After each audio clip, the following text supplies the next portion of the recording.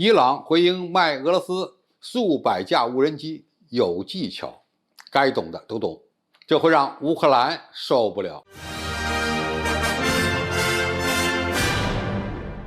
观众朋友、网友朋友，大家好，我是付延绍。在俄乌冲突持续的背景下，美国曾不断的警告中国不要向俄罗斯出口武器，这种无端的指责毫无道理，我们根本不必理会。不过，美国人最近发现有些不太对劲，真正想给俄罗斯出口武器的不是中国，而是伊朗，而且是能够快速改变俄乌战场态势的无人机。这也是俄罗斯军队急需的武器装备。美国总统国家安全事务助理沙利文最近称，有情报显示，伊朗正准备在很短的时间内向俄罗斯提供多达数百架的无人机，这其中呢包括察打一体无人机。据称，伊朗目前正在培训俄罗斯的军人来使用这些伊朗造的无人机。不过，沙利文同时强调，他不知道德黑兰是否已经交付了这些无人机。俄罗斯军事专家瓦西里·卡申认为，美国官员关于伊朗向莫斯科供应无人机的说法是基于不正确的评估和炒作。伊朗后来虽然否认现在会向俄罗斯提供无人机，但是他们也承认，过去与俄罗斯在无人机技术领域的合作会继续进行。对这事儿，他等于不否认也不承认。到目前为止，俄罗斯官方并没有正式否认这一消息，这让美国更加感到焦虑了。俄罗斯虽然是全球军火出口排名第2的国家，但是伊朗无人机技术水平目前要高于俄罗斯，不但机型多，使用经验呢也比较丰富，而且它还具备量产能力。伊朗目前可以生产大型的察打一体无人机、隐身无人机、自杀式无人机等等。比如卡曼22作为伊方去年才公开的一款察打一体无人机，其气动外形与美国的死神高度相似，它拥有1500公里到2000公里的作战半径。美军曾经非常神秘的坎大哈野兽 RQ-170隐身无人机也曾经被伊朗通过技术手段劫持到地面，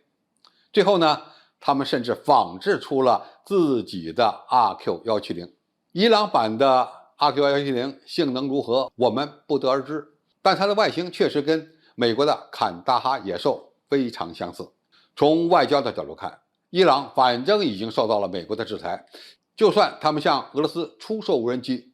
所得到的结果也不过如此。因此也可以说，这是伊朗在伊核谈判问题上施压美国的策略之一。对于俄罗斯来说，现在除了伊朗，恐怕再也找不到第2个较大的无人机供应国了。因为中国不会在战争期间向俄罗斯或者是乌克兰出口武器，当然这里面就包括无人机。普京最近访问伊朗，进一步增加了西方国家对伊朗向俄军提供武器的焦虑，因为俄军目前最缺的就是无人机。一旦有100架左右的察打一体无人机进入俄罗斯军队，俄乌战场的局势就有可能会被迅速改变。这个后果，乌克兰可能是受不了的。俄军现在最头疼的是乌军使用美国生产的海马斯火箭炮打击其后方目标，而有了察打一体无人机，就可能会对作战区域的目标进行长时间的监控和打击。可以说，对美国的海马斯火箭炮而言，察打一体无人机就是其克星，而俄罗斯现在的炮兵和空天军可能都不具备这个能力。第二，由无人机为地面部队提供态势感知能力，也能进一步的发挥俄军远程打击火炮的优势。目前俄乌战场上的主要作战模式就是双方的炮战，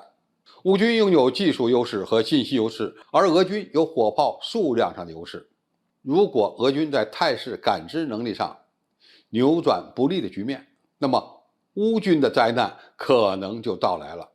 第三，由无人机执行风险更高的空中攻击和侦察任务，还能避免俄军宝贵的那些战斗机、武装直升机被不断击落的局面。当然，现在这个消息仍然是美国的一面之词，未来俄罗斯与伊朗的军事合作还需要我们进一步关注。另外，伊朗也想引进俄罗斯的战斗机，他们会不会拿无人机去交换有人战斗机呢？这恐怕是一个不错的选项。现在对这件事最感头疼的恐怕是泽连斯基当局了。